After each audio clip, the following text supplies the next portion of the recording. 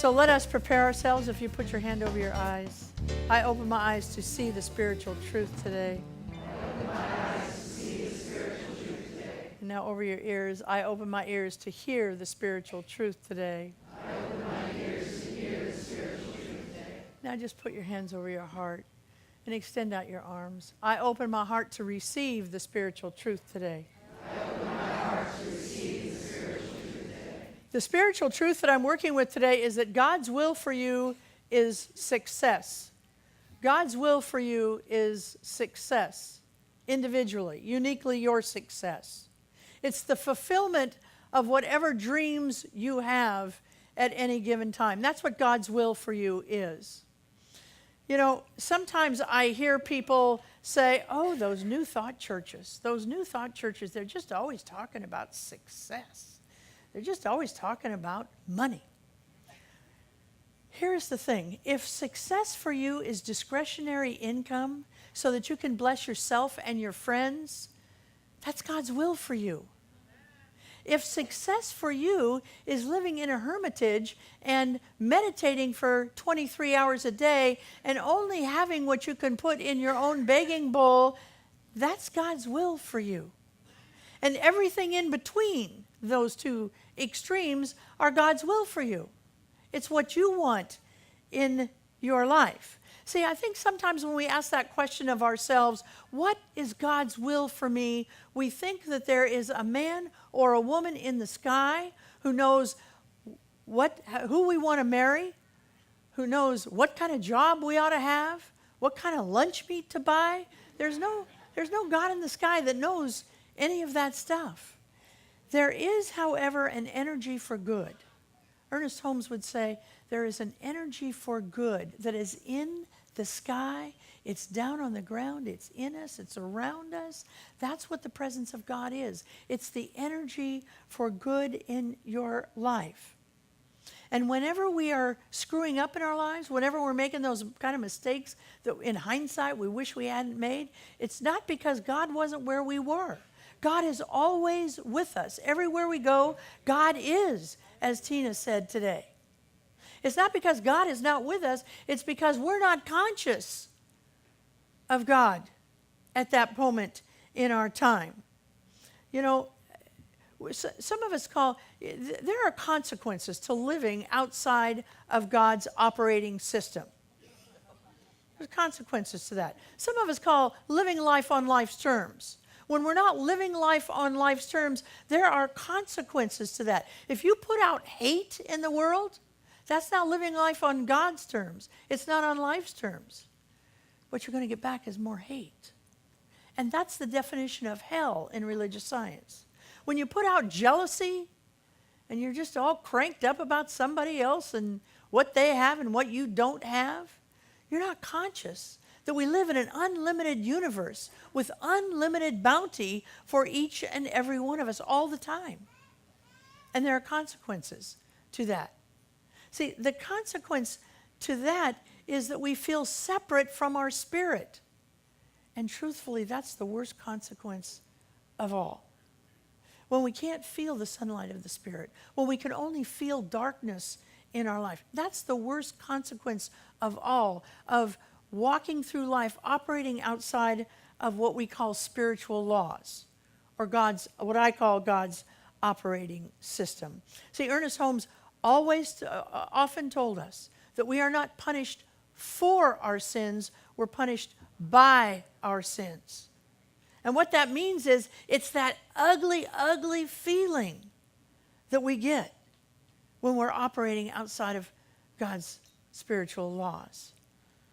See, it's not God's will and us. It's God's will as us.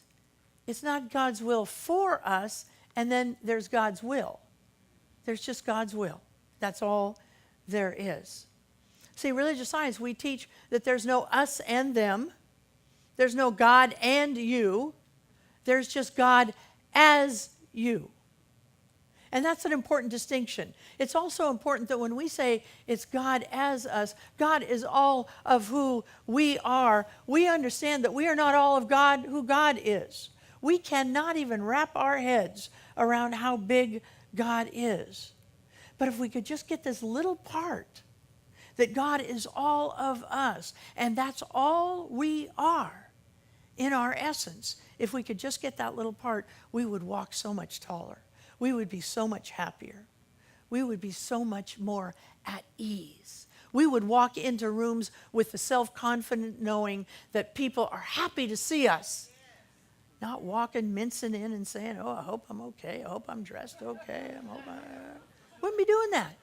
We'd just be busting down the doors and walking in.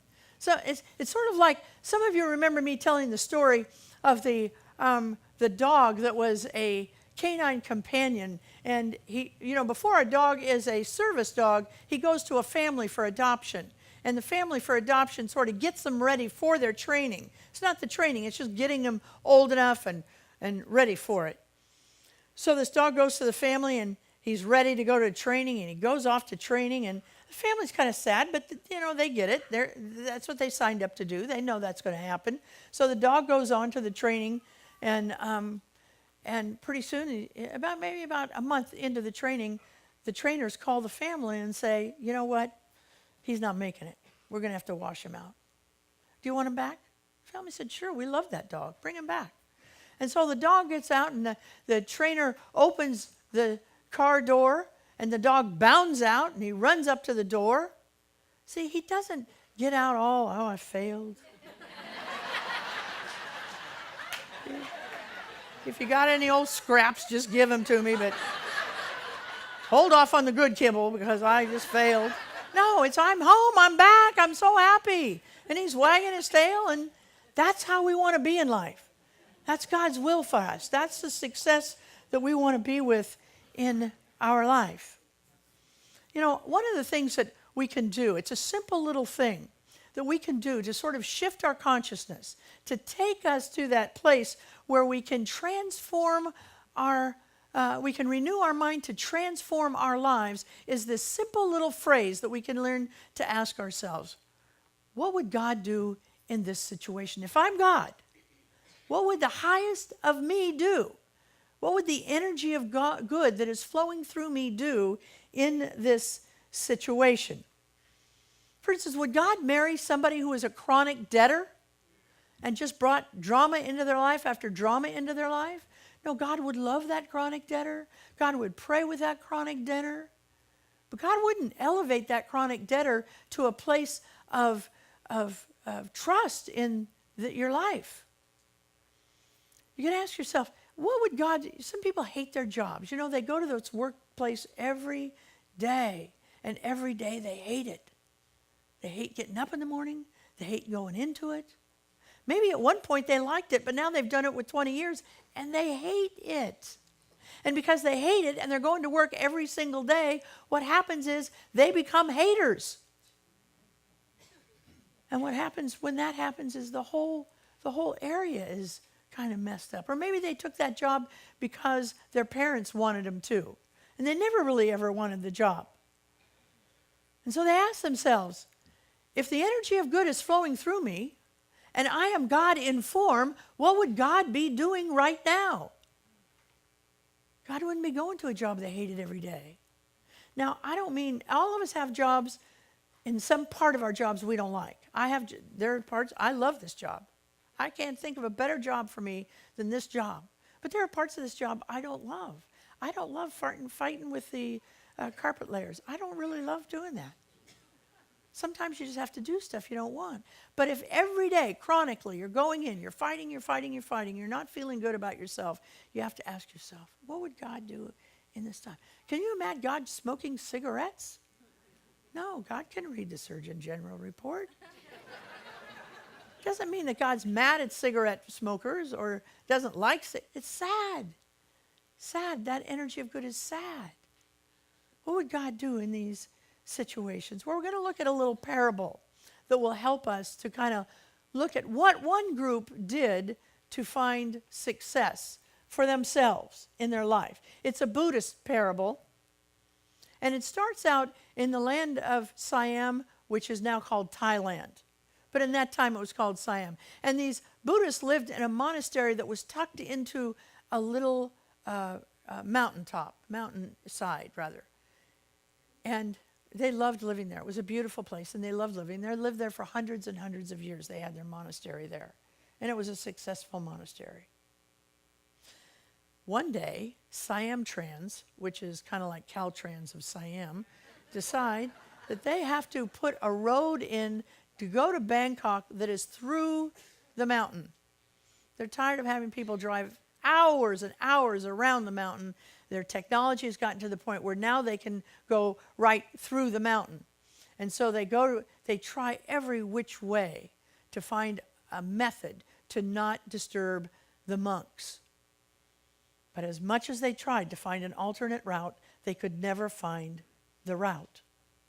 And so they go to the monks and they say, "We are terribly sorry, but we are going to have to move you to a different place." And the monks said, "Okay." And the Siam Trans said, "We'll pay for everything. We'll pay for the move. We'll move you." And the monks said, "There's only one thing we want you to move, and that is our 16-foot Buddhist plaster Buddha. If you would move that carefully to our next place, I'm sure you'll take us to a wonderful place." So the Siam Trans brought in their big flatbed truck. I don't know if they had trucks in those days, but a flatbed something. And they put the Buddha on the flatbed and they tied it down with ties. But they could see that there was going to be a storm coming. So they said, we would feel better if we took the time. It's going to take one day. We're going to go back to our yard and we're going to get some more straps because we'd feel better about that.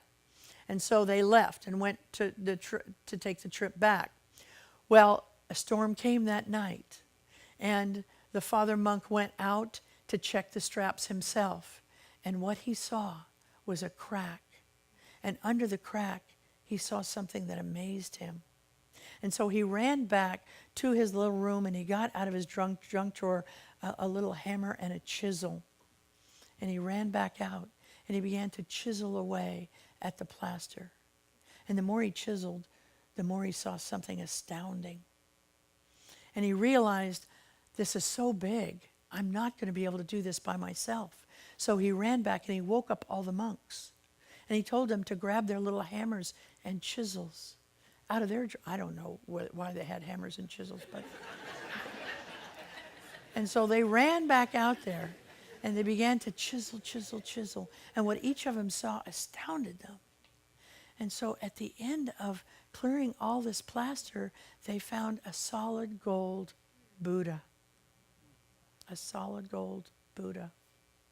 Well, now I could spend an entire month of Sundays on how beautiful this little story is and how much nourishment it has, but we're going to just run quickly through it.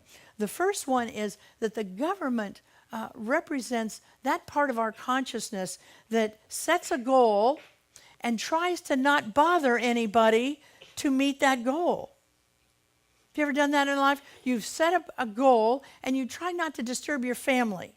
You just try not to disturb your work. You just try not to disturb your friends. You just didn't want to disturb anybody, but the goal wasn't going anywhere.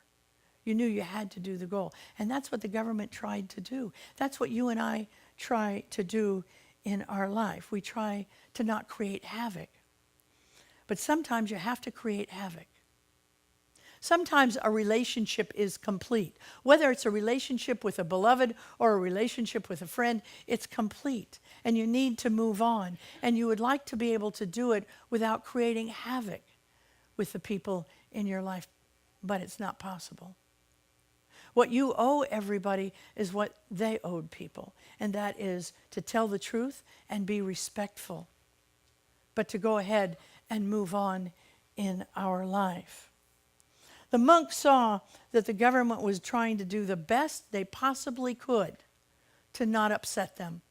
And so they didn't fight. This is a powerful lesson, probably the most powerful lesson in the whole parable. The monks didn't fight change.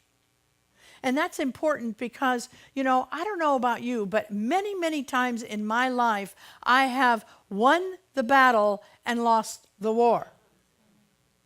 The next time you hear yourself get hooked into right and wrong, to the degree you say something like, but it's the principle of the thing. You know, how many times have we said it? It's the principle of the thing. When you hear yourself say that, go back and spend time in this little parable. Because we forget when they get to that place that we're not keeping the main thing the main thing. The Buddhist main thing was to take the Buddha with them everywhere they went. Our main thing is to take the energy of good everywhere we go. So that when we make a wrong turn, the energy for good is there to help us get back on the right place. The Buddha cracked. The Buddha cracked. And sometimes when we're moving our consciousness from point A to point B, we have a crack. We have a crack. And that's a good thing. Because under that crack, as painful as it is, there is gold. Every time. But we have to be able to withstand the pain of the crack. We have to not get so involved in the pain of the crack. And I'm not saying don't feel our pain, but not to get so focused on it that we can't see what's under there inside of us. There was a great wind in the parable. You know who creates winds in our lives? We do. We create winds in our lives. We often create winds in our lives when opportunities have come by so often for us to create change in our lives, but we don't. We wait for a wind to come by. Some people talk about it as the cosmic 2x4. We've waited for so long, but now it's time for us. There are people in this church right now, here today, who know they have to make a change in their lives. You don't have to wait for the wind. You can make the change before. And the last thing I want to talk about is this. The monk in the monastery, in the story, went to get help. Transformation is a team sport. Say that with me. Transformation is a team sport. It's so powerful and so important that we keep remembering this. That we have to reach out. See, you and I, we didn't get in our messes all by ourselves. People helped us get in our mess. We started it. But we dragged some people in to help us, didn't we? Our posse was there. Our best friends were there. Our sister-in-law was there. Somebody was there with you to help you to get into the mess. And we have no problem calling our friends, telling them we're in a mess. We do have a problem calling people and saying, I need help to get out of this mess. I need help to get out of this mess. Not to commiserate with me. Not to say how bad anybody was, but to help me get out of the mess that I'm in. You know, we grew up in a culture, unfortunately anybody of any age in this room grew up in this culture because it's still happening. Do you know that for every 20 times a child is told no, they're only told yes one time? For every 35 corrections a child is given, they're given one praise in their life. That's powerful. And I'd like to say it's changed, it hasn't. You and I grew up in that. No matter what age we are in here today, you and I grew up in that environment. So it's important that we begin to look at our lives and say, what is success for me and who can help me get it there? You all have a friend in Jesus. You all have a friend in Buddha. You all have a friend in Kuan Yin. You all have a friend in the practitioners of this church. You all have a friend in Reverend Betsy, Reverend Ramona, Reverend Brenda, and myself. And you all have a friend in the person you're sitting next to. It's important. It's important that we begin to let down that I'm so perfect. I'm so spiritual. I know what I'm doing. If we all knew what we were doing, it would look a lot different than it looks right now. Right now. So let's take this message into prayer. Knowing that there's only one power, it's the power of love. It's the power of love that flows through us. And I choose to not ignore it, but to embrace it, to let it flow in me and through me and out of me all over. I give thanks for this service. I give thanks for every single person in this church today who said, you know, I think I'm going to go over to that little church over in West Sacramento. Just have my soul fed through the music and the message and the prayer. And the people sitting next to me. I give thanks. I release this word into the law, and together we say, and so it is.